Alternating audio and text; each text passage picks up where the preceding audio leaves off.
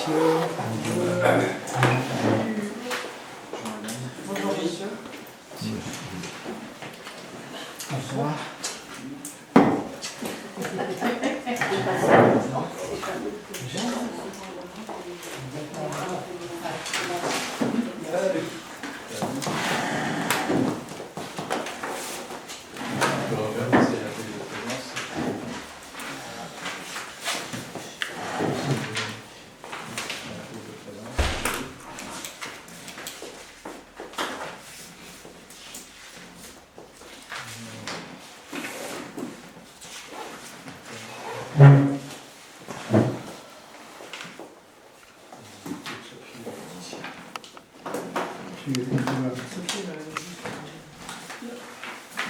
On va peut-être attaquer avec Sophie à prendre en cours, c'est pas grave.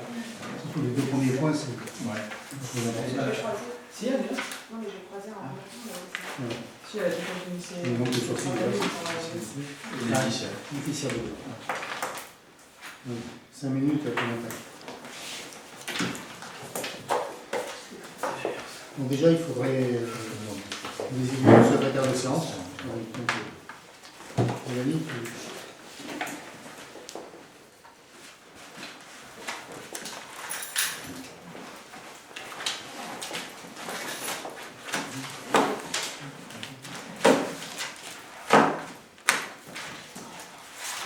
c'est pas juste c'est 15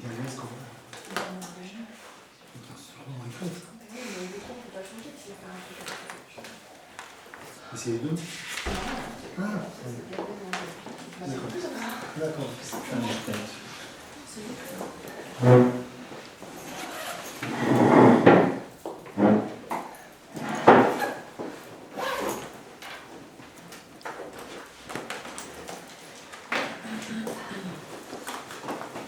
Bon, donc Laetitia va en cours de route. Bonjour à tous et à toutes et à tous. Très bien. Donc, on est tous réunis pour le conseil municipal du 17 octobre. On sait qu'il va être un peu long parce qu'il y a beaucoup de points, il y a 18 points à aborder, beaucoup de votes. C'est la mise en place des commissions et des délégations. Donc, on va commencer par donc, la secrétaire de séance Mélanie Galvez. Donc, nous avons M. Lucibello qui est absent, qui donne pouvoir à Christian Denand. M. Ouillastre Roger qui est absent, qui donne pouvoir à Sophie Kernen. Piet Aurore donne pouvoir à Magali Berg. Et Roland Stéphane donne pouvoir à Marc Belliot. Ah ben voilà, c'est bon. Juste au bon moment. Vas-y, rentre. Le quorum étant atteint, la séance du conseil municipal du 17 octobre.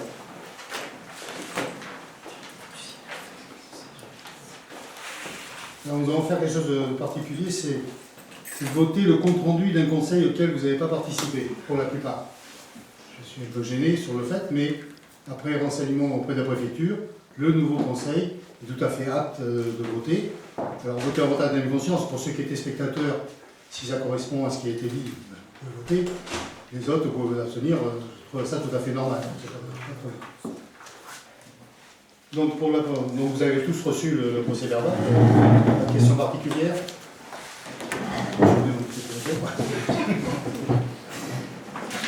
Qui s'abstient alors? Donc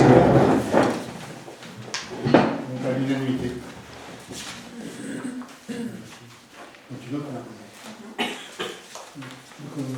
compte rendu du 5 est approuvé. Même débat, mais là par contre vous étiez tous présents, pour la séance du 26 septembre. Donc est-ce qu'il y a des remarques sur ce compte rendu? Ah non, c'était assez succinct. Hein, j'ai fait une petite coquille, mais c'était corrigé. Voilà. Donc, qui s'abstient? Monsieur Brousse. Donc, 14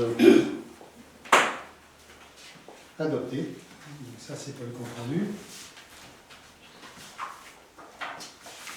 Il faut de l'organisation. On va attaquer par les approbations de délégation consenties au maire par le conseil municipal. Donc, je vais vous faire de la lecture. On a une bonne page.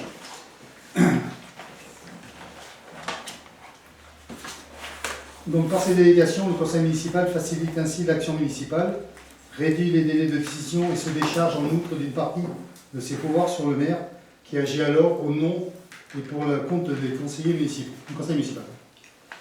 Par ailleurs, il est précisé que dans le cadre d'une gestion simplifiée des affaires municipales courantes, les maires sont autorisés à prendre des décisions, ces dernières ne donnant lieu toutefois ni à avis ni à vote, comme cela peut être le cas en concernant une demande de subvention auprès d'un organisme foncier, par exemple. Financière, pardon, excusez-moi. J'essaie de dire vite et je fais des bêtises. Les décisions prises doivent être signées personnellement par M. le maire et feront l'objet d'une communication en vertu de l'article L2122-23 du Code général des collectivités territoriales. En cas d'empêchement du maire et conformément à l'article L2122-17 du CECT, les décisions relatives en matière ayant fait l'objet de la délégation de pouvoir seront prises par le premier adjoint. Il faudra qu'on fasse le nécessaire pour faire valider ta signature. Monsieur le maire procède à la lecture de l'explication des diverses délégations qui sont accordées à l'application de l'article L2122-22 du Code général des collectivités territoriales pour la durée de son mandat, dans le souci de favoriser une bonne administration de la commune. Alors c'est parti. Donc à charge de monsieur le maire pour la durée de son mandat. Petit 1, d'arrêter et de modifier l'affectation des propriétés communales utilisées par les services publics municipaux et de procéder à tous les actes de délimitation des propriétés communales. Petit 2, de fixer les tarifs des droits de voirie, de stationnement, de dépôt temporaire sur les voies et autres lieux publics et d'une manière générale des droits prévus au profit de la commune qui n'ont pas un caractère fiscal dans les limites maximum fixées par le conseil municipal à 500 €. De procéder à la réalisation des emprunts destinés au financement des investissements prévus par le budget et aux opérations financières utiles à la gestion des emprunts, y compris les opérations de couverture des risques de taux et de change dans la limite fixée par le conseil municipal à 20 000 € sur une durée maximum de 10 ans, en amortissant linéairement, exclusivement, et à un taux effectif ne pourra être supérieur à 4% avec possibilité de procéder à un différé d'amortissement, à des remboursements anticipés et d'une manière générale prendre des décisions mentionnées au chapitre 3 de l'article L1618-2 et de l'article L2221-5-1 sous réserve des dispositions de ce même article et de passer à cet effet des articles nécessaires. Tout le monde n'a pas de questions? Non, n'hésitez pas.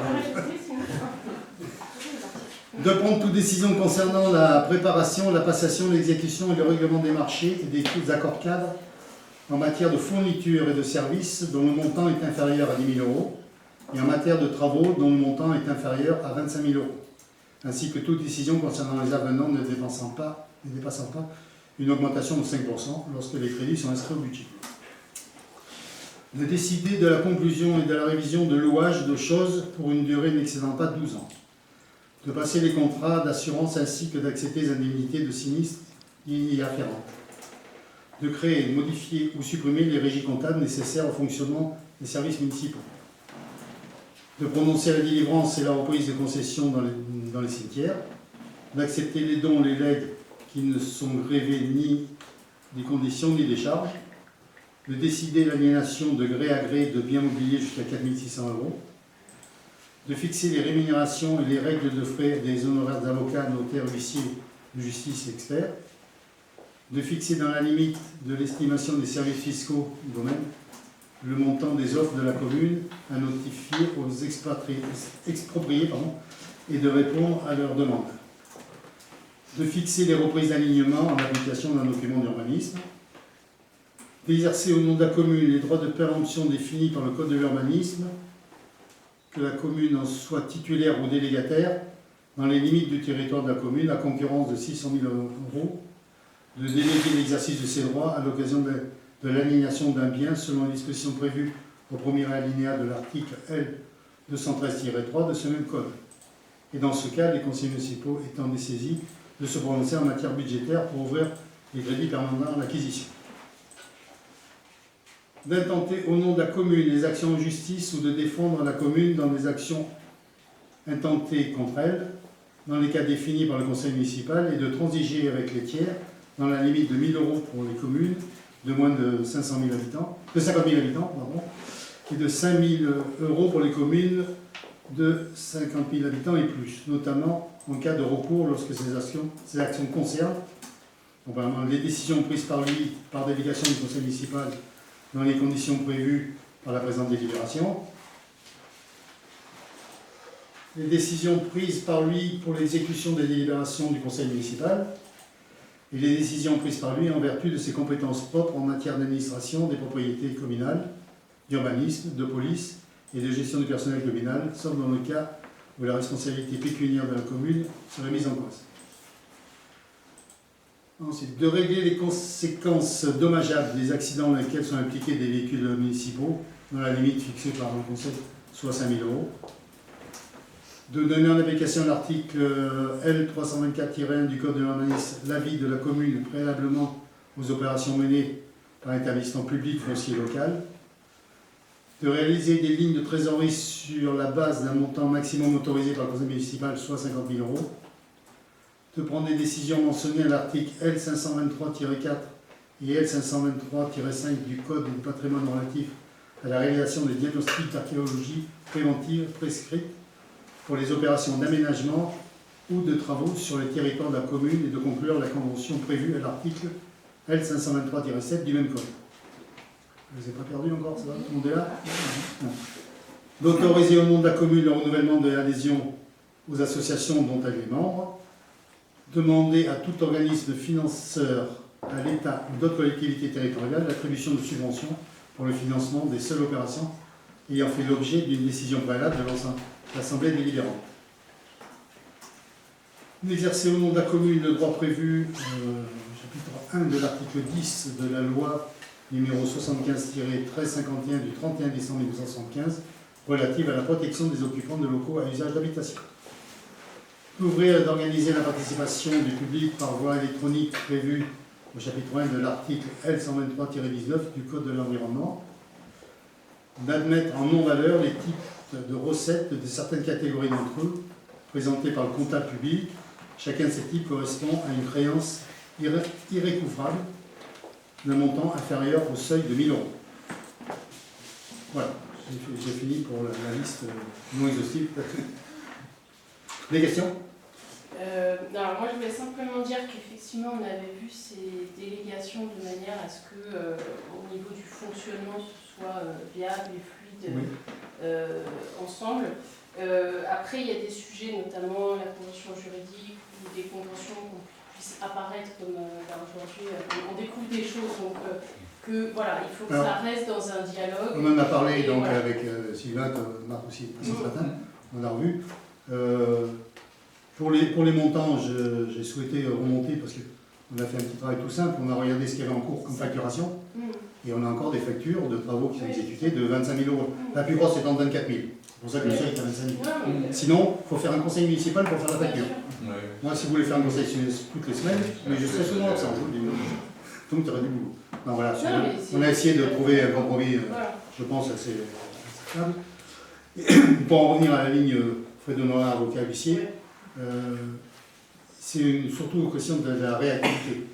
Si j'ai besoin de mandater un huissier, je n'ai pas le temps de mettre un conseil municipal en place pour que vous me donnez autorisation de mandater un huissier. Donc c'est un minimum qu'on puisse faire. Mais ça c'est ce que j'ai compris.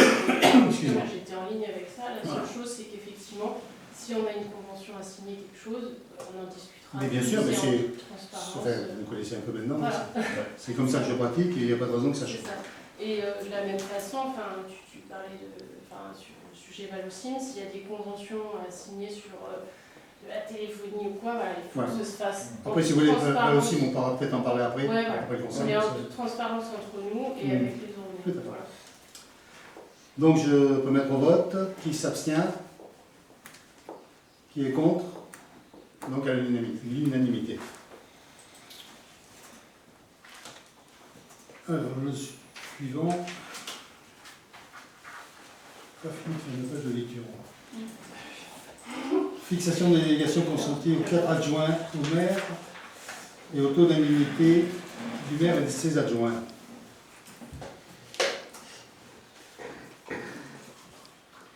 Alors. Oui, si je peux avoir un petit verre d'eau, si c'est pour moi. Merci.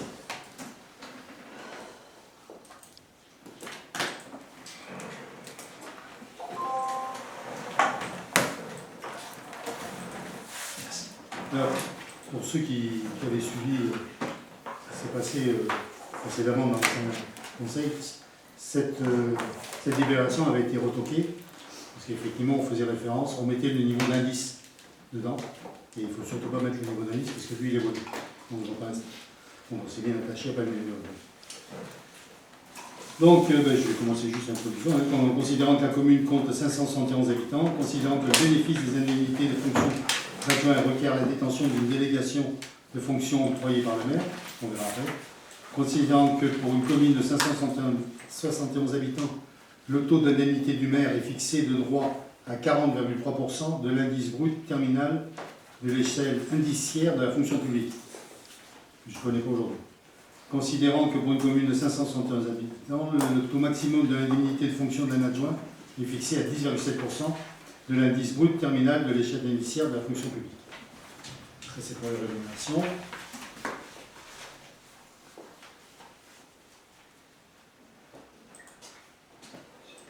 Donc, il est proposé de fixer le taux que je viens de citer. Donc, le maire 40,3% et donc les délégations du maire, entre autres, parce qu'il y en a beaucoup plus, finances, urbanisme, services, administration et personnel. Premier adjoint, un taux de 10,7% de rémunération, communication, travaux et services techniques. Deuxième adjoint, toujours pareil, 10,7%, finances, chasse et sécurité. Troisième adjoint, 10,7%, école périscolaire, enfance et jeunesse. Quatrième adjoint, 10,7%, solidarité et action sociale. Excusez-moi, je n'ai pas donné vos noms. Donc Sophie Yannen pour le premier adjoint. Deuxième adjoint, Daniel Bocard. Troisième adjoint, Bernard Nini, ex-gars. Pardon Calvez. Et quatrième adjoint, Stéphane Lucibello, qui est dans l'absence aujourd'hui. Voilà. Donc, pas de questions. On est d'accord sur les libellés et les pourcentages. Quelqu'un a ça?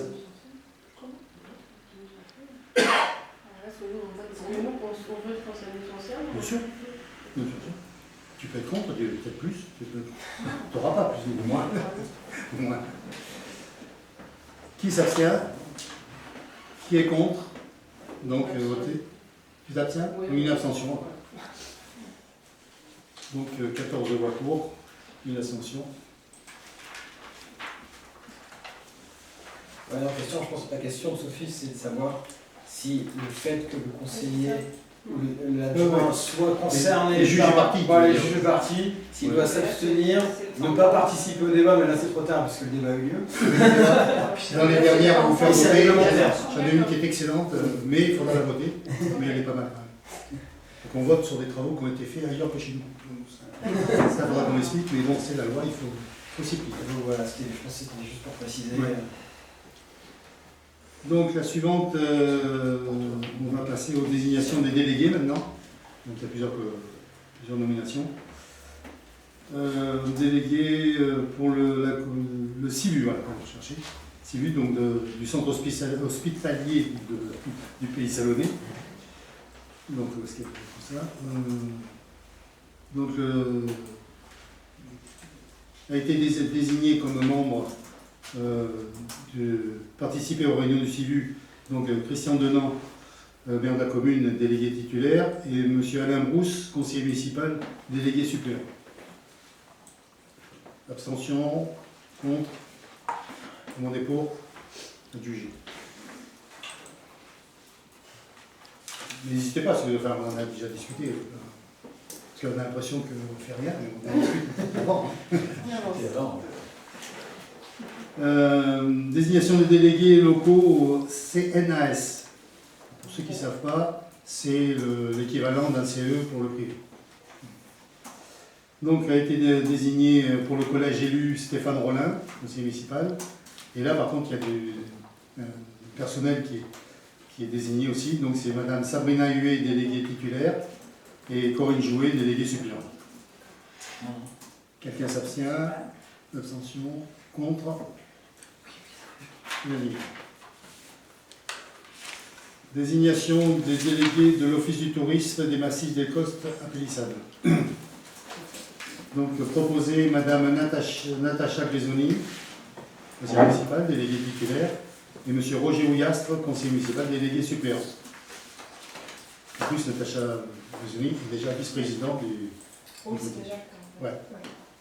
Et pour la petite anecdote, on a changé aussi, tu peux dire si tu veux, de directeur, De président. de président. Le président a démissionné, c'était Florian, il a démissionné parce qu'il se réserve à des fonctions de soutien.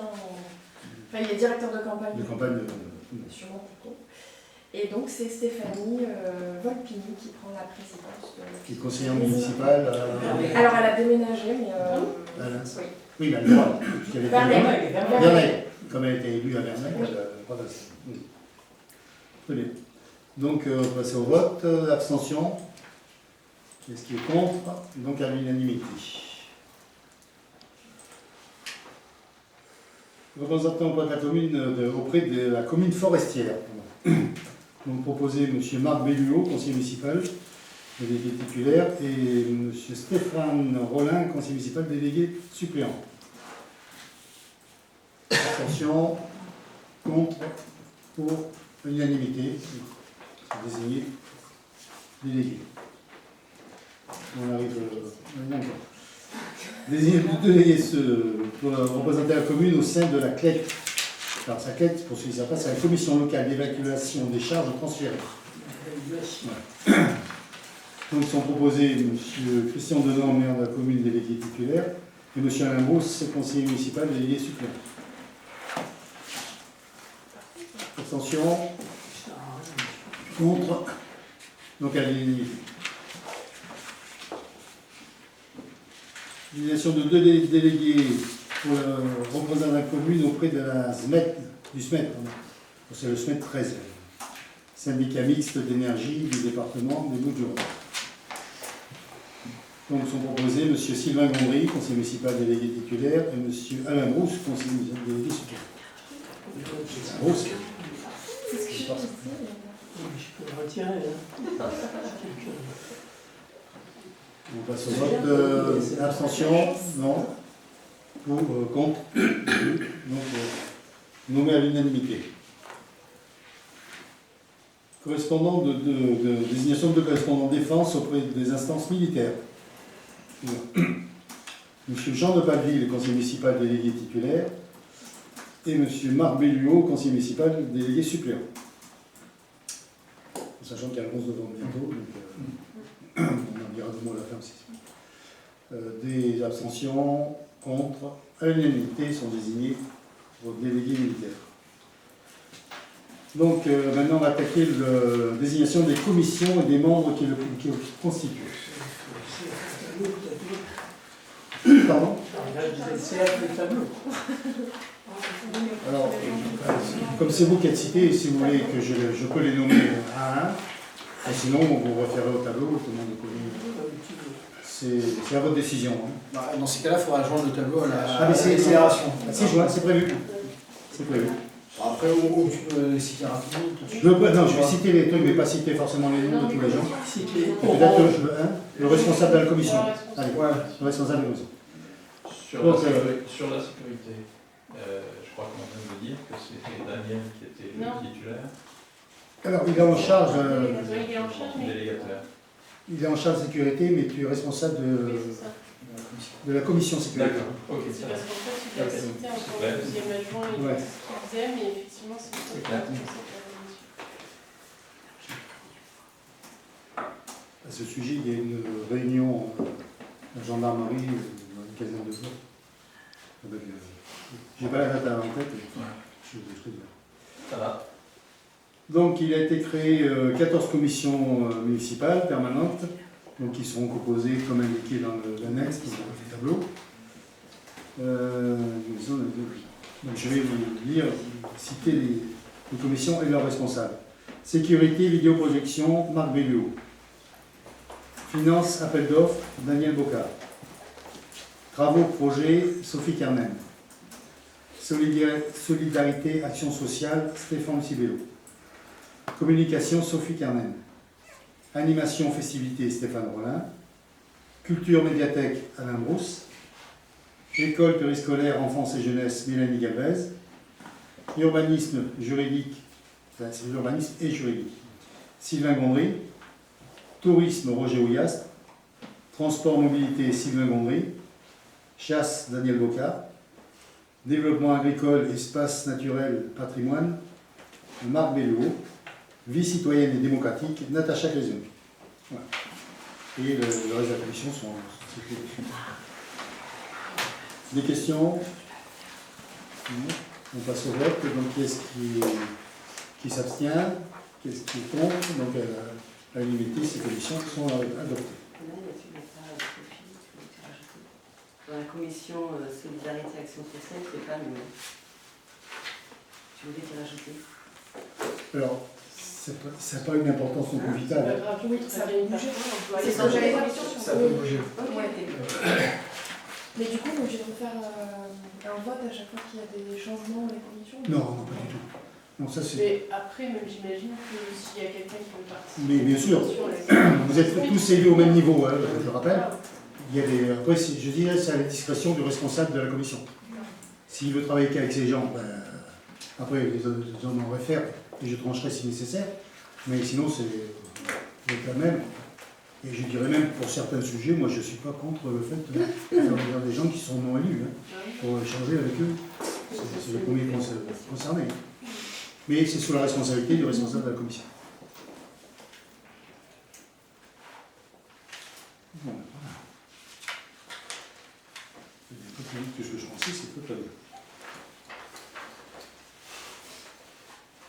Alors on a maintenant une délibération à adopter pour le pôle de santé CG13.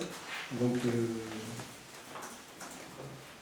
c'est une délibération qui n'est pas encore signée parce que je n'ai pas le pouvoir d'être signée, mais qui va être faite après, qui concerne simplement quelques modifications dans le suivi des agents municipaux pour les visites médicales.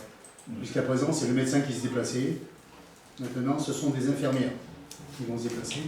Et si c'est arrivé la semaine dernière, si le personnel souhaite un rendez-vous avec un médecin, il faut qu'il aille à Aix-en-Provence, donc une journée de congé, enfin une journée. Il faut lui donner une journée pour y aller. Voilà. Et donc, ici, il reprécise aussi les dispositions du cabinet d'accueil, en fait, de la salle d'accueil pour les patients. Si on le fait sur place, il faut une table, enfin, on a tout le matériel qui va bien. On était déjà dans la légalité. Voilà. Donc par contre, il faut passer en conseil municipal pour savoir si vous êtes d'accord pour qu'on signe cette convention. Donc, est-ce qu'il y a des abstentions? Contre? C'est un coup? Non, non, c'est pas tout. Non. Pas plus, enfin. Non, non. Le coût, c'est Alors, le placement de la personne. Oui, voilà. Voilà, oui, oui. Et la règle pendant la demi-journée. Ben, si elle va voir le médecin. Si l'infirmière lui suffit, oui. Donc, je vais tout vous dire. Les personnes sont allées parce qu'elles se sentaient un peu fébriles. Elles voulaient avoir un avis médical plus approfondi. Je peux comprendre. Hein. Elles ont été mouvementées, enfin, un peu bousculées depuis un petit moment. Et du coup, c'est une fois par an, tous les 2 ans? Alors, c'est une fois par an, suivant la pathologie, sinon c'est tous les 2 ans. Et ça concerne tous les employés? Ouais. Pas ceux qui sont en contrat. Alors, attendez, parce que du coup, je dis peut-être une bêtise. Il y a un coût. Il y a un coût. T'as le coût de Il y a la une visite, c'est un peu cotisation, comme ça. Alors, voilà, financement. Non, non, il y a un coût. Oui, il y a un coût. Si on ne signe pas cette convention, le coût est de 130 € Par déplacement. Par agent. Ah oui, je pense pas. Ça va être ça, chaque fois que je déplace. Si vous reçoit l'ensemble des prestations fournies. Alors, en signant la convention, c'est 80 €. Sinon, c'est 130 € par an et par agent. D'accord. C'est une condition qu'on ne peut pas refuser. Voilà, on n'a plus d'intérêt à signer, au moins qu'on soit très riche et qu'on ne veut pas s'embêter. Mais bon. Je pense que- C'est-à-dire que la convention en elle-même est gratuite. Oui, oui. Ça, Ça nous permet et par contre, si on ne l'a pas signée, on va payer plus cher. Oui. toute façon, on est obligé de. C'est médical, C'est obligatoire, de toute façon. Non, on va pas voter.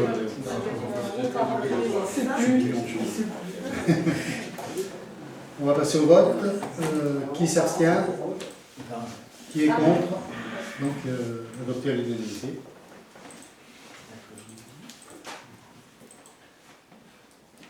Alors, c'est là où je vous disais tout à l'heure, c'est une partie de, comme dirait mon ami Jean, c'est pas le QS qui avait dit, c'est la commission efficace. Théodule. Ils ont dû assister aussi une commission Théodule. Donc c'est la CLEC qui nous demande de voter son rapport annuel, la CLEC, sur des sujets qui ne nous concernent pas. Je ne suis pas sûr que ce soit voté un accord, mais de voter le fait qu'on en a plus connaissance.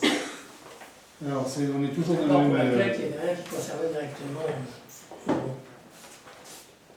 Je veux dire, prendre acte au lieu de voter. Oui. Je ne suis pas certain. C'est que je l'ai vu. D'ailleurs, dans l'ordre du jour, c'est prise d'acte des rapports. Non. Il appartient désormais aux conseillers municipaux des 92 communes membres de la métropole d'approuver par délibération correspondante le rapport d'évaluation des charges transférées tel qu'arrêté par la tête. C'est un peu dérangeant. Donc, d'approuver. Donc, ça, ce qui n'est pas marqué, c'était pas comme ça sur le. Non, ça c'est le courrier de la métropole. Alors, je les ai dans le rapport. Les travaux, ce que j'ai vu, je suis tellement surpris. Là, c'était. Ce qui serait La intéressant. commune, là, c'est Aubagne. C'est l'évaluation définitive des charges transférées au titre de l'activité animation, développement et mise en valeur de la filière argile et gestion des ateliers Thérèse Neveu de la commune d'Aubagne. Il y en a 4 ou 5 comme ça. Et aucun qui concerneront. Ah non. Non, parce que. Alors pourquoi? Parce qu'on évite de passer par la CLEC. Vous connaissez le principe de la CLEC aussi. C'est qu'après, il faut rembourser. C'est de. Tu connais mieux que moi le reste. Voilà.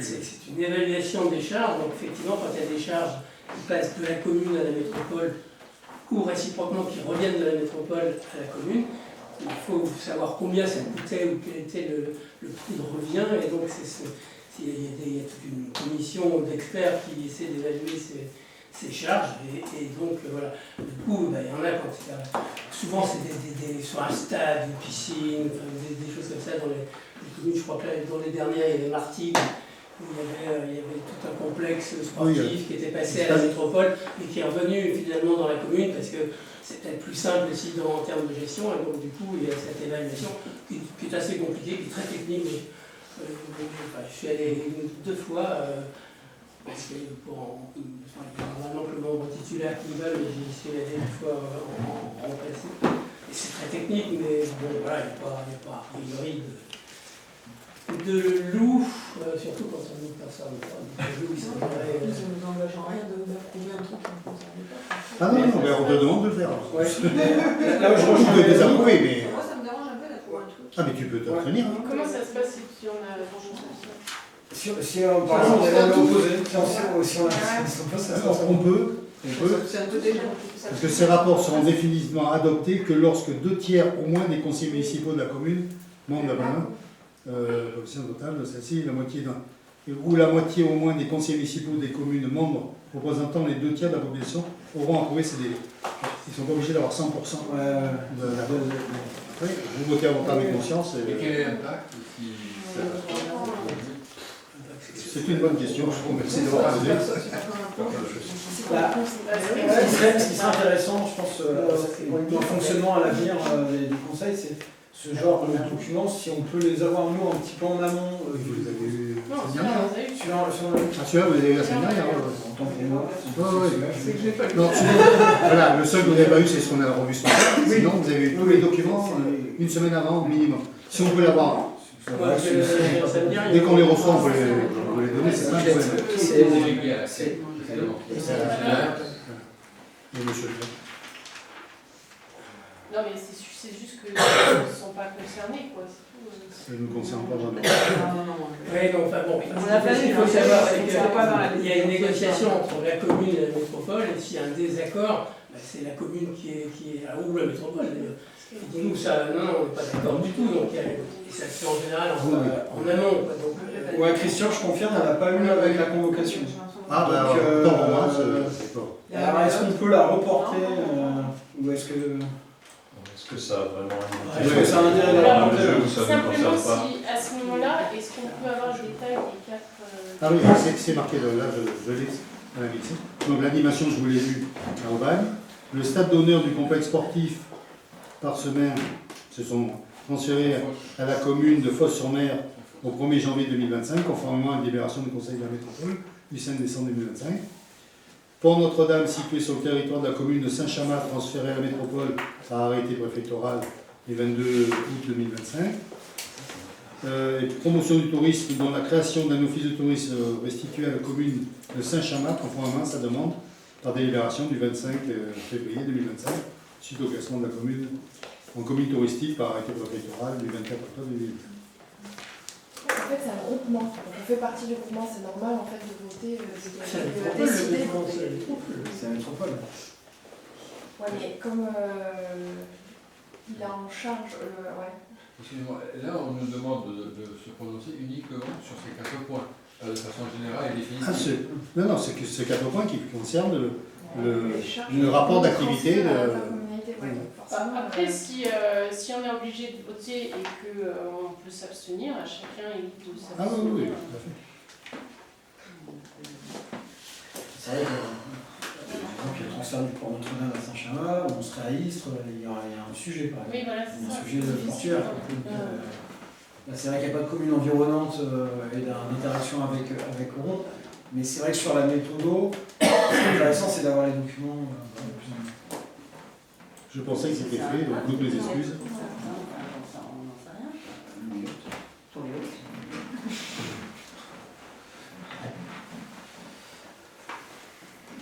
Donc on passe au vote. Donc qui s'abstient? Attention. Combien 4. Jean, tu t'abstiens ou... Oui, je vote pas. Non, tu t'abstiens. 1, 2, 3, 4, 5, 6, 7. Qui est contre? Qui est pour? Donc, 3.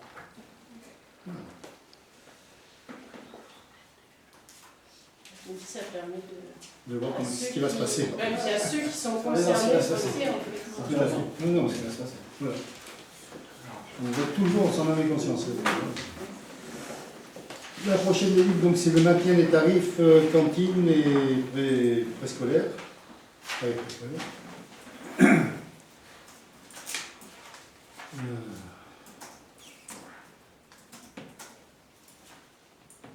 Donc, je ne dis pas de bêtises, les tarifs cantine sont fixés, restent inchangés, fixés à 4 €. Et les tarifs périscolaires sont liés à une catégorie, à l'imposition. Il y a 4 tranches d'imposition qui vont d'un enfant à 2,10 € à 3,50 €. Et là aussi, il y a une augmentation de la limite. Non. Je crois qu'on a maintenu des... De toute façon, il faut savoir qu'à Oron, on n'a jamais margé, Non.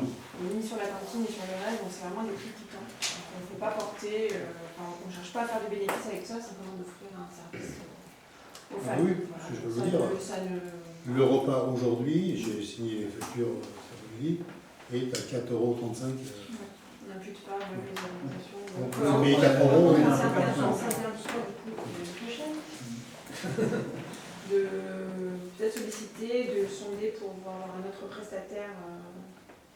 Parce que ça fait quoi? Ça fait 4 ans maintenant qu'on travaille avec eux et c'est vrai qu'ils imputent quand même pas mal d'augmentations régulières. Et au niveau de la qualité, elle n'augmente pas en rapport avec le tarif qu'augmente. Donc on peut se permettre de revoir C'est le prestataire. Garrigue. G-A-R-I-G. Quelques retours négatifs. C'est ça. Alors tout ça, de toute façon, on le dit avant. Oui, c'est la restauration Plaire aux collective. enfants, Ça fait une c'est compliqué, mais je pense que voilà, le cycle est terminé.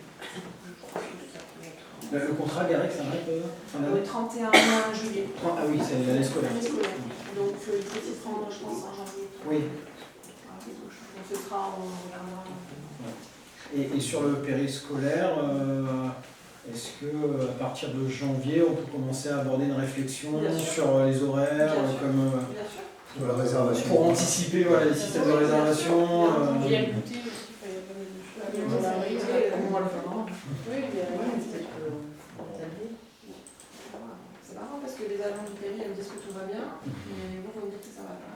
Ah non, pas du tout. Non, c'est pas ça. Non, non, c'est... Non, c'est juste. Non, mais on en débattra. Ouais, c'est plus... Non, non, mais pas du tout. Alors, Tout le monde est À content. discuter en commission. tant mieux. Oui, voilà. On est content. Non, non, c'est Ça plus sert à ça, la de commission. dire que ça va être discuté en commission. Ah oui, non, mais de toute façon, on a rendez-vous 27. c'est la semaine d'après. 27. Ah non, pas du tout. C'était pour ça, c'est chose.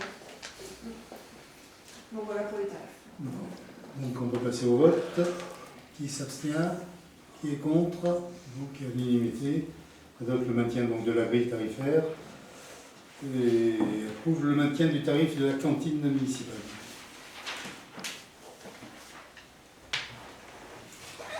Donc tous les ans au mois d'octobre, on est obligé de remettre à jour le tableau des effectifs. Donc je vais reprendre vous. Donc c'est la prochaine délibération. Donc aujourd'hui, nous avons. Alors, il y a deux colonnes, je ne sais pas si vous connaissez ces tableaux, qui effectifs budgétaires, c'est-à-dire qu'on a prévu, si nécessaire, de pouvoir embaucher une personne, et en face, effectifs pourvus. Alors en rédacteur territorial, on a en budgétaire, on a prévu une personne, donc c'est une catégorie B, mais on n'a pas d'effectif en face aujourd'hui. Par contre, adjoint administratif principal, deuxième classe, catégorie C, nous avons 3 personnes. Budgétaire, on avait prévu 3, pardon, et on en a fait 2, donc c'est Sabrina, qui est. Je suis bête. Il y a une personne, c'est Sabrina, et qui est à temps complet. L'adjoint administratif, classe 1, donc 3 aussi prévus aux effectifs. Aujourd'hui, on en a 2, Corinne et Morgane, et dont une, non, pardon, je dis bêtises, je suis fatigué. Morgane et Sabrina sont en temps non complet, alors que Corinne est à temps complet. Alors demande, pour Sabrina, pas pour Morgane. Au niveau de filière technique, agent de maîtrise, donc catégorie C, effectif budgétaire, on en a 2, mais on n'en a pas aujourd'hui, parce qu'un nombre doit passer les concours pour être agent de maîtrise. Adjoint technique principal, première classe C1, donc c'est Stéphane, donc, qui nous vient de la Barbin, qui est chez nous depuis peu. Adjoint technique principal, deuxième classe C2, donc c'est Manon, qui est pourvu, le poste est pourvu. Et adjoint technique C1, donc là on a budgétairement on en a 5. L'effectif pourvu, on en a 3. Donc Chantal, Jérôme et Cécilia. Et en temps non complet, donc c'est Chantal et Jérôme qui sont en temps non complet, Cécilia est à temps plein. Agent territorial spécialisé principal deuxième classe, des écoles maternelles, donc c'est Véronique. Donc le poste est pourvu en temps complet. Et on a filière culturelle, un adjoint territorial, donc une personne qui est Timothée à la médiathèque. À 20h. Oui, temps partiel. Oui, ça ne justifie pas un temps. Des questions sur les effectifs? Donc, au total, il y a plus de postes que de personnes en poste. C'est bien ça? Il y a plus d'effectifs budgétaires. Oui, c'est ça. Pour parler Oui, comme non, ça, non, c'est un non. effectif juste. Oui, oui. Oui, ça nous permet de pallier si nous Des questions autres que Génial? Du coup, qu'est-ce que ça engendre là, ce vote exactement? Ah, c'est une obligation, on doit lire le tableau des effectifs tous les ans au conseil municipal. Vous approuvez, vous Et approuvez ça pas. veut dire qu'on approuve ce qui se passe actuellement. actuellement, que j'ai voté. Oui. Par contre, ça n'engage rien sur le fait que sur le nouveau budget, Ah non, non, on non, va voir non, des non. choses. Voilà, c'est un état des lieux. Quoi.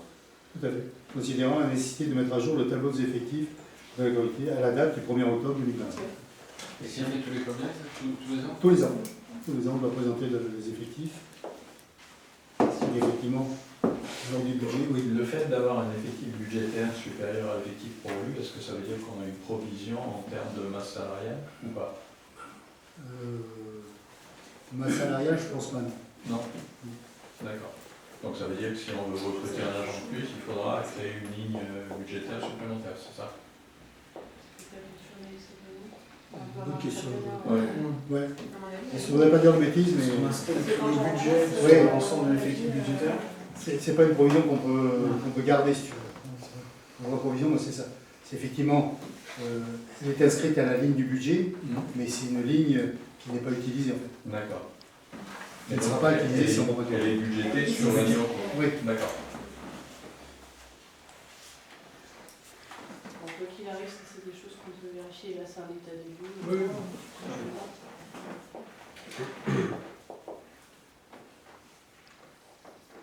Ouais. Les crédits nécessaires à la rémunération des agents nommés dans les emplois et grades ainsi créés et aux charges sociales, impôts, ces rapportantes seront inscrits au budget communal, aux articles et aux chapitres prévus à cet effet. Ils sont prévus à la ligne qui va bien. Je serai capable de vous citer laquelle. Donc on passe au vote. Qui s'abstient? Qui est contre? Donc à l'unanimité, les effectifs est accepté. Et bien, c'est donc on arrive à la dernière convention, mais que j'ai décidé d'ajourner parce qu'on n'a pas reçu des réponses qu'on attendait. Donc c'était sur les transports. La convention nous a demandé de signer pour les transports. Pour moi, elle n'a pas lieu d'être puisque la municipalité ne finance pas le transport des enfants. Ça va changer dans le temps, mais aujourd'hui c'est le cas. Et déjà pour plusieurs raisons, c'est que c'est un coût financier, et ça veut dire que toute la charge d'inscription, de suivi, va être faite par la municipalité. Donc, En fait, pour expliquer, la métropole propose que les communes prennent en charge une partie du pass scolaire pour aller au collège ou au lycée. À Oron, ça n'a pas encore été fait. De toute façon, on n'avait pas inscrit les crédits du budget. De toute façon, on ne peut pas le faire là maintenant. Ça peut être une réflexion à mener pour l'avenir, ce qui pourrait être intéressant, avec des critères, il pourrait y avoir des critères en revenu, des choses comme ça, pour aider un peu les parents qui me demandent. Et donc, ça concerne que les enfants. Ça concerne que les scolaires, Collège-lycée. collège-lycée, qui se déplacent à l'intérieur de la métropole. Actuellement, je crois que le pass pour aller à Paysanne, c'est 60 €. Oui, Enfin, Paysanne, ou ça c'est toute 60 € à l'année. C'est 30 € pour les boursiers. Et 30 Et €. 45 pour les familles nombreuses. Voilà, c'est ça. Et en fait, la métropole propose ce type de convention. L'autre problème aussi, c'est que toute la charge de travail, c'est un gros bazar, entre guillemets, parce que toute la charge c'est pas la métropole qui gère, entre guillemets, les remboursements, c'est les mairies qui doivent gérer tout le remboursement, tout le pataquès, en fait, et ensuite faire remonter à la métropole. Mais c'est un sujet qu'on peut poser pour l'année prochaine et l'inscrire au budget, si on est d'accord. Ce qui pourrait être aussi une action. Et dans un premier temps, ça serait de recenser le nombre de scolaires qu'on a sur le village et qui utilisent les transports. Après, tu as juste une participation sans changer les choses, mais juste une participation. Une participation de la mairie. Voilà. De dire, Alors, sur 60 €. ma seule question, c'est pour ça que excuse-moi, je te vois, que je n'ai pas la réponse, c'est pour ça que je ne préfère pas qu'on vote quoi que ce soit. C'est que donc nous, pour l'instant, on ne veut pas financer, mais je ne voudrais pas que ça ait un impact sur la desserte des bus. Oui. Parce que c'est bien marqué, renouvellement de la convention relative à l'organisation des transports scolaires. Donc la question que j'aurais posée, mais je n'ai pas la réponse, si on ne signe pas, qu'est-ce qui se passe? Il ne faudra pas qu'on perde des... Donc j'attends la réponse, Oui. et s'il faut le passer au conseil, ce sera au prochain conseil municipal. Puisque normalement, ça se fait au mois de juin, ça. Donc arrivé le 23 juin 2025. Ah oui, d'accord, donc elle était en stand-by depuis... oui. c'est pour l'année, en On ne fait, peut plus c'est faire pour le l'année conseil scolaire. municipal aujourd'hui. Et donc, ça veut dire qu'il faut la remettre rapidement. Oui, mais la question est posée. C'est quoi la deadline? Moi, j'avais en tête aussi que c'était que sur un Ouais, tout, mais. Et ça se passe très bien pour l'instant. Ils nous ont pas Pour contacté. l'instant, le bus, il passe. Ouais, ouais, ouais. Le bus passe encore. Jusqu'au jour où Et il le passe centre plus, de voilà. C'est plus compliqué, franchement. Ça fait ça. Ouais, mais on a terminé les délibérations. En question diverses, comme il ne s'est pas passé grand-chose, puisqu'il n'y avait pas de délégation, j'ai pas pu signer de convention, ni rien. Si ce n'est que la convention Provence-en-Seine que j'ai signée le 23 septembre, dans les élections, après les élections. Mais donc c'est la seule convention qui a été signée après renouvellement. Alain, si tu veux Provence-en-Seine, tu veux dire un mot? Provence-en-Seine, c'est une organisation du département qui finance les communes, et surtout les petites communes, un certain nombre de spectacles, à hauteur de 70% en gros ou en moyenne.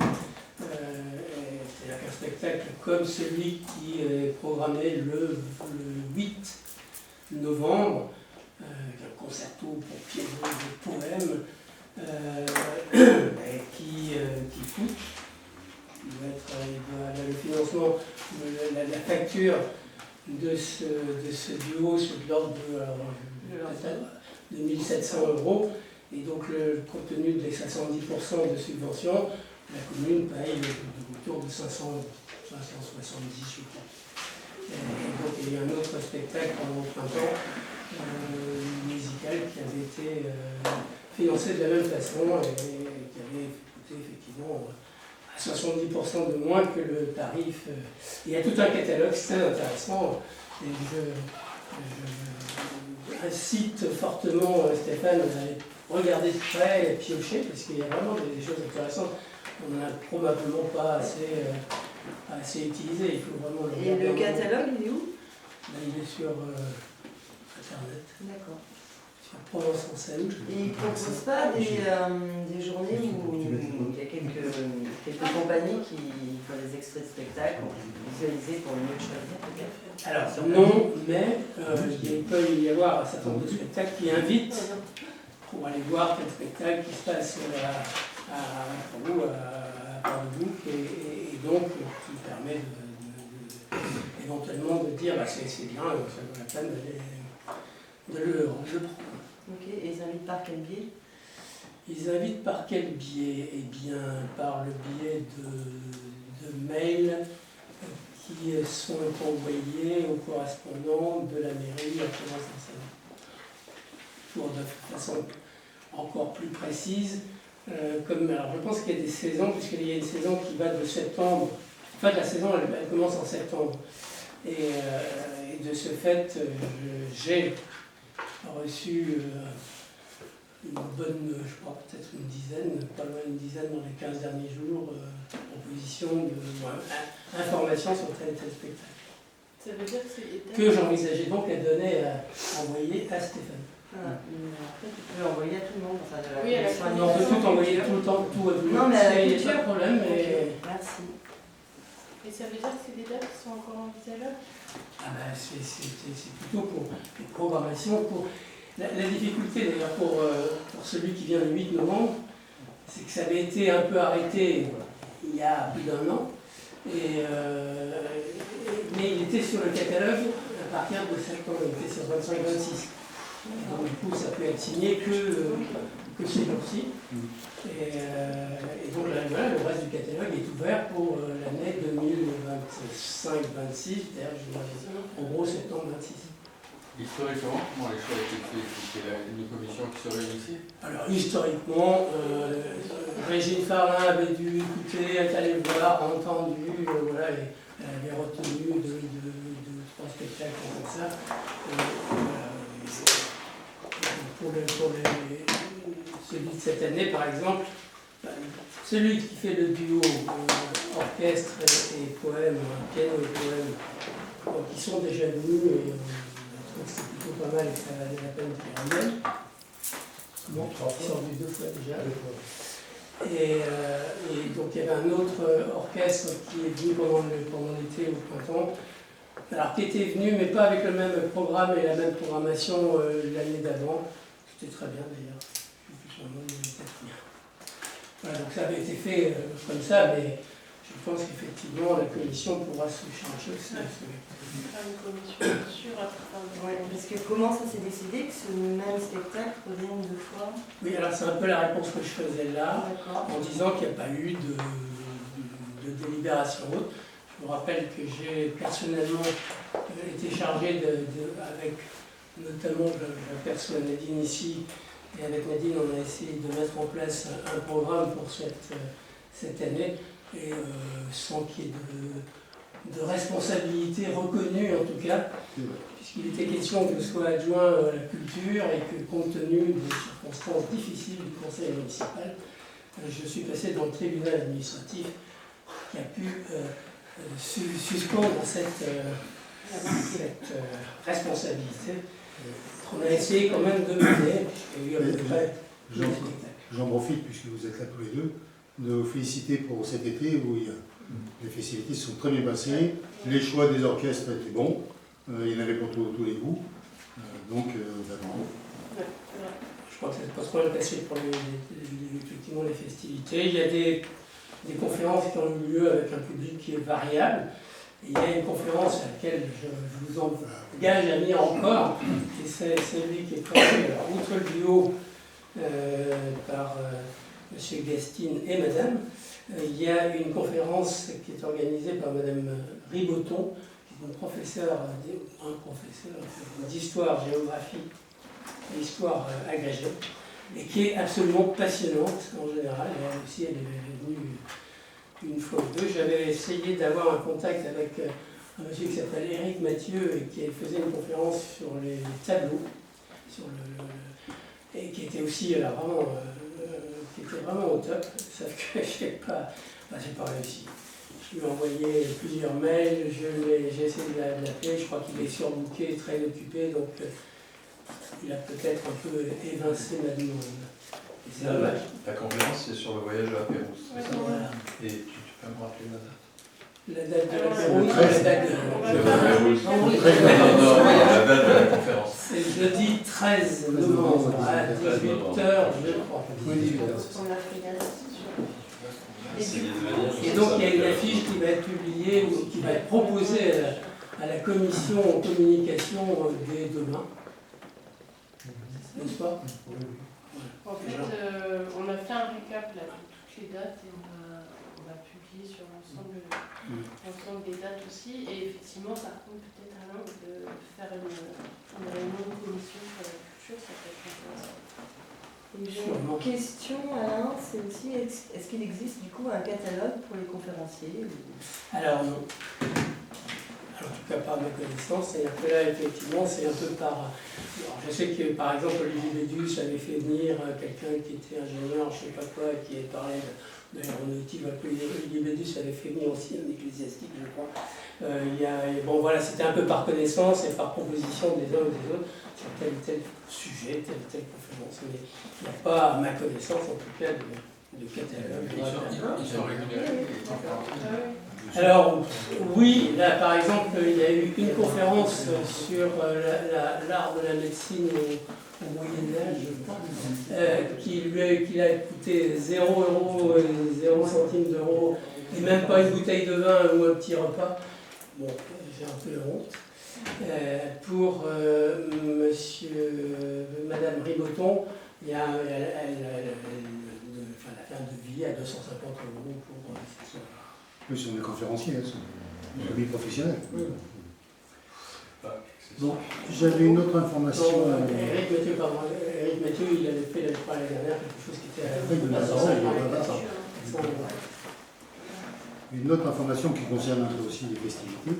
Je ne sais pas si vous êtes au courant pour le Téléthon, mais la ville de Pélissane a été choisie, fait partie des 4 nouvelles villes qui sont leaders, enfin phares, ils appellent ça. Et donc il y aura beaucoup de camions d'Antenne 2 qui seront là pour filmer toutes les activités qu'il y a à Pélissane. Ils ont commencé à faire tout. Donc ça vaut peut-être le coup d'avoir une réflexion, nous, Il y a la soirée d'ouverture le jeudi 23. Ouais. Oui, je fais le rôle de l'office du tourisme. Ouais. Donc peut-être avoir une réflexion sur ce que nous, on peut faire en gros sur le Téléthon. Je sais pas. C'est le 23 octobre. Le Téléthon, non, c'est le 4, le 3 et le 5. En décembre. Décembre. Ouais, c'est le 5 décembre. Oui, non, mais. Non, mais attendez. Là, on parlait du Téléthon. Ah, si, je te parle du Téléthon. Ils ont commencé déjà la semaine dernière, il y a Pélidange, je crois que ça s'appelle, qui a fait une soirée pour le Téléthon. Ils ont commencé à faire des activités pour le Téléthon. Ils en feront tout le mois de novembre. Voilà, c'est des associations de... C'est des associations de Pélissade. Il manque un peu d'associations. Voilà, donc, Donc c'est sur le 20 décembre, ça. ah ouais. Non, mais c'était pour vous faire partager Oui, tout à fait, l'information. parfait, c'est une bonne idée. On va regarder effectivement. Donc, pas d'autres questions? Bah, si c'est Pélissade qui organise, oui, on a le temps. D'accord. J'imagine que oui. Je sais pas. Il faut prendre contact avec eux. Puis, ouais, il y a le président. Donc, je déclare clos le conseil municipal. Je suis désolée, tu avais dit Oui, mais on va en parler. Ah, Parce que d'accord. j'avais fini le conseil. Ok.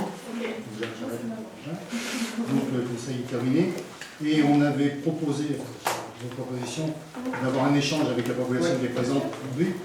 Donc, on est prêt à répondre aux questions. Alors, je précise, tant que les questions ne sont pas faites pour mettre en difficulté les membres du conseil municipal et le maire, moi en l'occurrence. Sinon, je ne répondrai pas. Voilà. Mais c'est vrai que c'est peut-être un moment d'échange avec les gens, puisque vous êtes déplacés, vous avez fait l'honneur de venir nous voir, donc faire une représentation. Donc, on est là pour vous écouter si vous avez des choses à nous demander ou à dire. Voilà. Oui, oui. En novembre, tu en parles qu'après. Alors. Ah oui. Oui, alors, excuse-moi. D'abord, le 11 novembre, on a un souci de porte-drapeau, puisqu'il y a de moins en moins parce qu'ils sont âgés. Les plus jeunes ont des contraintes obligatoires, je dirais, d'être sur salon ou autre. Donc la seule solution qu'on a trouvée, c'est de le faire l'après-midi, à 15h. 15h, c'est trop tôt. Hein? C'est pas 16, c'est 15. Monsieur Corinne, t'as dit quoi? Moi j'avais écrit 16. Ça peut être 16h, c'est pas grave. Si tu as mis 16, on va finir à 16. J'ai rien mis encore. D'accord. Alors entre 15 et 16h. Voilà, on en a parlé cet après-midi, donc il n'y a rien de partout. Et donc il faut qu'on contacte tous les officiels pour les inviter, savoir s'ils peuvent se libérer pour venir. Est-ce que ça s'est déjà fait l'après-midi? Oui, c'est déjà fait. Alors, on a une lettre pour des moi. gens qui Il disaient n'y a rien 16h, dans le c'est déjà. protocole de prévu, enfin en termes d'espace-temps, il n'y a pas de... Ouais, alors il faut être clair, déjà quand on est en mal, il n'y a pas grand monde, malheureusement. L'après-midi. L'année dernière, il y avait une bonne cinquantaine de personnes. Oui, l'année dernière, oui. C'est vrai qu'il y a plus de monde pour le 11 novembre que les autres manifestations. C'est vrai. Et alors, il faut voir aussi parce que novembre, souvent il y a l'école. Ouais, avec l'école, ouais. C'est un jour férié, C'est un jour férié. l'après-midi. Mais ça a toujours été un jour. Nous avons nos amis de la chamade. La chamade vient souvent. Je le remercie. Je pense que C'est une obligation. Pardon? Tu dis ça un jour férié. 11 ans. Et vous, ça chaque jour. Oui, c'est comme ça. Et un jour, c'est un jour férié. Je fais que confirmer. Oui, là, je pense. Mais souvent il y a l'école quand même. Mais là, vous avez la travaillante. Oui, voilà, parce que l'école est Les fermée, élèves, ils vont avoir son compte l'école est fermée, les enfants et le Oui, maître. la question c'est plus. Ça, faites pas 36 réunions, s'il vous plaît. Non, bien sûr, mais Oui, voilà, voilà, c'est c'est les les parents les amènent, oui, oui. Pas 36 réunions, sinon on va pas s'entendre. Ma question c'est est-ce que vous savez si quand c'est l'après-midi ça pose plus de problèmes à l'école ou pas? Non. C'est les parents qui Qu'est-ce qu'elle a s'il a rien à voir là-dedans? Il peut suggérer aux parents. Parfois, il vient. Quand tu fais chanter les enfants. Oui. En général, on invite, mais il faudra voir. Mais ils avaient fait un travail sur une année avec des lettres de... De folie. Oui, parce que c'est assez émouvant quand les enfants Le 11 novembre, c'est aussi morts pour Pierre. la France. Alors, Ouais. en général, il y a un concert un truc à boire, enfin, voilà, donc c'est sûr que. Là, ça sera un chocolat, Oui, voilà, goûter, chocolat chaud. plus goûter. Ouais. La question est, est-ce que quelqu'un veut être maître de cérémonie? Moi, je veux bien le faire si... À l'unanimité. Bien, mais en fait, ça, est-ce qu'on peut faire une réunion là-dessus? Parce Oui, que oui, non, il souvent, faut. on a Je ne veux pas commencé- m'imposer. On va Non, mais je on va- pense qu'on peut s'organiser. quoi. On va essayer de s'organiser là-dessus. Effectivement. Moi aussi, je suis au courant. Il y a le protocole qui nous C'est très radio, le Oui, protocole. oui, oui, Il bah, n'y a on va pas pas improviser. Hein. grand-chose.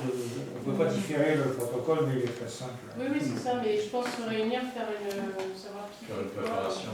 Et est-ce qu'il y a des militaires sur la commune, peut-être, qui peuvent venir se joindre Là, c'est la mairie. de lancer des invitations. Normalement, il y a la gendarmerie qui délègue un officier, des pompiers aussi. On a les sapeurs-pompiers, la gendarmerie et parfois les gens militaires de la base militaire aussi, mais je ne sais pas, ça dépend un peu de leur disponibilité. Après 15-16 heures, franchement, il n'y a pas de... 16 heures, je crois. 16 heures 16 heures, c'est bon. ça fait apéritif à 17 heures. Voilà, c'est ça. Bah, c'est ça, ouais. Ça fait... Il fera nuit, il fera chaud, il va se tenir chaud. On va remettre le C'est vrai que pour le coup, il n'y a pas de problème. Bon, de toute façon, on va organiser une réunion. On va mettre une réunion en place. Est-ce que moi je peux communiquer à Fabien? Oui, oui, 16 heures. Ouais. Les gens, du coup, pour la fiche aussi, Ouais, 16h, 16h. Oui, non, mais tout le monde Pour est la- prêt. Elle a été faite, mais elle est un peu spéciale. On ne la fait pas en hauteur, on la carte comme les autres, parce qu'elle sert également au carton d'invitation qui est envoyé aux autorités. Ok. Mail à ce sujet. Après, voilà, Natacha devait revenir vers toi. Alors je vais bien faire chez le fond de la mairie, si vous ne pouvez pas. Bon, Voilà. je t'en prie. Ah, pardon. Alors, Pierre Girotte, association Préserverons, pour ceux qui ne connaissent pas. Et donc, je tiens à dire que, effectivement, j'ai préparé un petit texte, il est absolument pas polémique. Et je pense pas que je puisse avoir des réponses. C'est pas trop long non plus. Non, ça va être très court. Il est absolument pas polémique. En face de la caméra, ça sera plus visible. Tu vas te Ouais, c'est un bon plan. Et comment dire, c'est plus, d'ailleurs je pense pas que je puisse avoir de réponse ce soir, et c'est plus le but de déclencher ou démarrer une réflexion sur un sujet qui est peut-être pour certains un peu stupide. Donc je lis le texte, ça sera plus simple. Le 25 novembre 2002, donc une décision a été prise par le conseil municipal dans le but de réaliser des économies d'énergie, d'interrompre l'éclairage public de minuit à 6h du matin à partir du 1er décembre 2022 dans le centre ancien et les lotissements de la commune, chargeant également le maire d'en prendre les arrêtés nécessaires en précisant les modalités d'exécution, en particulier en abrogeant l'arrêté municipal numéro 20-2022 du 7 juillet. Pour ceux qui ne connaissent pas le détail, cet arrêté municipal donc, prévoyait la limitation à un candélabre sur 2 dans les quartiers suivants le parc, les Ferrages, le Pigeonnier, l'avenue de la Transhumance, la rue de Léour et le chemin de Lambesque. Bon, outre le fait que en fait, la délibération de novembre 2022 qui demandait d'abroger cet arrêté n'a pas été pris en considération, je voudrais juste faire remarquer que au Pigeonnier, il y a bien eu effectivement, au Pigeonnier et au parc, il y a bien eu effectivement un quota de 3 lampadaires sur 6 qui ont été décapités, on va dire, mais et remplacés d'ailleurs par des scotch d'une rare élégance. Par contre, je tiens à faire remarquer qu'au Ferrage, avec 6 lampadaires sur 30 décapités, au Belvédère 0 sur 5, sur la départementale 68 entre les entrées nord et sud, départementale 68 c'est l'avenue de la Transhumance, non ? Ouais. Donc il y en a 12 sur 42 qui ont été décapités. Sur la route de Lambesque 3 sur 9, en faisant remarquer que cette route de Lambesque ne dessert aucune habitation. Ok. Donc ce que je faisais remarquer, que cette mesure a été appliquée de manière particulièrement indulgente dans les endroits que je viens de citer. Et sur tout ce qui était le centre du village, rue du Cranjat, place de la Mairie, Boulodrome, rue Cadrier, rue des Campagnes, rue du Castellas, Montée des Grottes et la rue Allemand, aucun lampadaire n'a été scotché. Par contre, bon, en ce qui concerne les Pinèdes, moi je ne vais pas me balader aux Pinèdes la nuit, donc c'est trop dangereux, donc je ne sais pas dire exactement ce qu'il y a là-bas. J'ai donc 3 questions. Que sont devenues les 29 têtes de lampadaires décapitées? La deuxième, c'est les économies d'énergie réalisées par une telle mesure ont-elles été jamais quantifiées d'une manière précise? Parce que si on voit au niveau des factures et des listes, je reste extrêmement perplexe quant à l'économie d'énergie. Et ne serait-il pas temps pour la sécurité de tous les citoyens de ce village de restaurer un éclairage pour tous? Sachant qu'en plus, on a remarqué qu'il y a un endroit, pour un particulier, il y avait un lampadaire à déclenchement, qui a l'air d'une très bonne idée. Et donc ma question, c'est est-ce que ça ne serait pas le moment de réfléchir à la restauration de ces lampadaires? Alors, J'ai quelques réponses, je ne les ai pas toutes, j'ai quelques réponses. Je ne vais pas revenir sur l'historique de pourquoi on a fait ça et le numéro des arrêtés, c'est pas la peine. Dans le centre ancien, il avait été décidé de ne pas justement supprimer des lampadaires parce que les rues sont étroites, il y a des escaliers de partout et en plus, il y a dans certains endroits, il y a des détecteurs de mouvement qui font que ça passe de 30% à 50%. Donc j'espère que ça marche toujours. Dans le centre ancien. Dans la grande rue, il y a un lampadaire sur 2. Oui, mais après, au-dessus, peut-être que dans la grande rue, ils ont mis un lampadaire sur 2. Non, comme tu parlais du déplacement. Oui, non. Ensuite, les têtes elles sont toutes aux grottes, là-haut, rien n'a été jeté, à tel point qu'il y a, normalement, ça doit être fonctionnel demain, m'a dit l'électricien. Le parc. Depuis le mois de mai, on a passé une commande pour remettre tous les lampadaires du parc, parce qu'on était encore en iodure au parc. J'ai dit parce que j'ai. Et donc, on va passer avec des LED aussi, avec des détecteurs. Manque de peau, les détecteurs, on ne les a pas tous reçus. Pour l'instant, ça sera éclairé sans réduction. Mais ça va être des LED, et on va tout remettre, et on va faire l'analyse économique pour remettre tout l'éclairage dans le village. De partout. Le but, c'est ça. C'est pour ça que les avec des détecteurs, si nécessaire. C'est pour ça que les pilotes sont encore en place. Sinon, on aurait fait sauter. Ça a été la réflexion moment. On lève carrément les pilotes. Sinon, on garde les pilotes.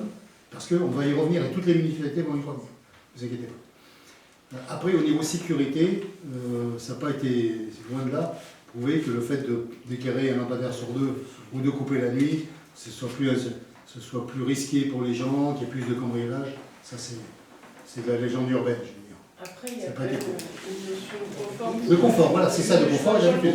Mais moi, je suis pour l'éclairage global. Et au niveau... Au niveau économie, alors j'ai pas les chiffres en tête, l'analyse a été faite, je pourrais vous la donner, mais c'était assez conséquent. Je sais pas si parce que le prix de l'électricité avait augmenté beaucoup. Oui, c'est ça. Donc le budget n'est pas. Il faut pas. En fait, je crois qu'on paye la même somme qu'avant, mais avec toutes les augmentations qu'il y a eu, c'est ce qu'il faut prendre en compte. Donc, en fait, c'est un chiffrage.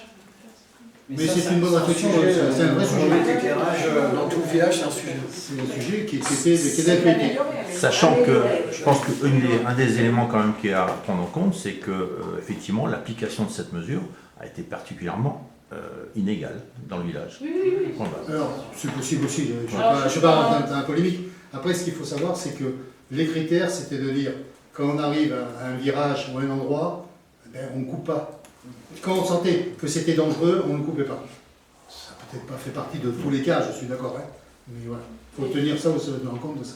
Effectivement, c'est une analyse à faire. Et le coût, savoir ce que... Et si ça a été fait de façon équitable, c'est aussi quelque chose à faire. Alors juste par rapport au belvédère, 0 sur 5, c'est parce que c'est un... C'est privé. Alors c'est privé, c'est privé. Donc c'est eux qui payent l'électricité. Oui. D'accord. Ils ont un compteur. C'est dans leur charge. Mais je pense En tout cas, c'est eux qui entretiennent les lampadaires. Ouais, c'est un vrai sujet. Il faudra quand même bien mesurer le coût. Et après, il y aura un arbitrage à faire. Soit on accepte de payer plus en se disant qu'on paye plus, soit on dit non, on ne paye pas plus parce que ça va coûter beaucoup plus à la commune. C'est pour ça que le parc va servir de test. D'accord. Faire les choses de façon rationnelle. C'est-à-dire, en fait, il y avait 2 questions dans notre intervention. L'équité des... Oui, exactement. Là, on est d'accord. Et remettre ou pas. Mais remettre ou pas, d'abord, c'est les coûts. On va voir ce que ça coûte. Après, Oui, tout à fait. Mais je tiens à lever le fait qu'il y a une véritable question d'équité. ça, on l'a entendu. On l'a entendu. C'est une vraie question. Et sur le fait que les scotch soient moches, je pense que... Ah oui, ça, on est tous Ça, d'accord. on est tous d'accord. Et il y a un autre élément, c'est que, sans en parler, je pense, c'est que la compagnie d'eau va mettre des antennes de relevage de compteurs à distance et va se servir des lampadaires en fait, pour installer. Alors, c'est des petites antennes, elles sont grandes comme ça, qui sont autonomes, pour faire les télérelevés des compteurs, parce qu'ils vont installer tout l'été des compteurs là, dans le village. Et donc là... c'est une convention que je vais pouvoir signer maintenant, qui sera présentée au prochain conseil. Vous avez l'opération du maire. Parce qu'il faut qu'ils installent ça en fin décembre. C'est le but que l'État leur a imposé de... L'avantage, c'est que vous pouvez suivre votre consommation d'eau sur votre portable. Et en réel. c'est pas mal. Ouais, en fait, non, c'est que ton compteur est déjà relié, mais il faut qu'il y ait quand même quelqu'un qui passe avec une antenne. Alors que là, ça sera directement l'antenne, comme elle sera fixe, à côté du lampadaire. Enfin, elle va être montée sur des lampadaires ou sur le mobilier urbain, type panneau de signalisation, derrière les panneaux, des choses comme ça. Et ça, Après, c'est pour repérer quoi? Ça veut dire que les ondes vont être diffusées partout? Bah, c'est ce qu'on appelle du protocole, c'est un genre de protocole NFC. la téléphonie. C'est comme de la téléphonie en fait. Ton téléphone, déjà dans il est 100 fois un- plus puissant que tu as dans ta poche que l'antenne en question. C'est pas, c'est plus, c'est pas une raison. Est-ce qu'il y avait d'autres questions? D'autres questions? Merci beaucoup. La séance est Merci. Merci à vous.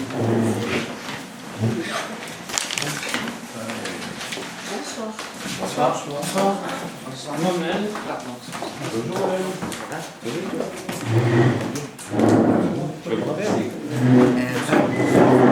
Non, je sais pas, tout à l'heure, je ne pas maintenant.